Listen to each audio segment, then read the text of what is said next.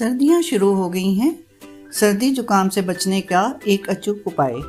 5 बड़े बादाम हल्के कुटे हुए, 2 बड़े चम्मच मिश्री दरदरी कुटी हुई, 2 बड़े चम्मच घी, आधा चम्मच काली मिर्च ताज़ा पिसी हुई।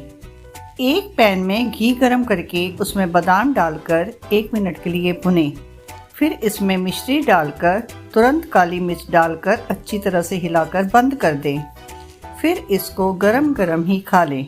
इसको खाने के 1 घंटे तक कुछ खाए पिए नहीं। सर्दी जुकाम उड़न छू हो जाएगा और आसानी से आप बीमार नहीं पड़ेंगे।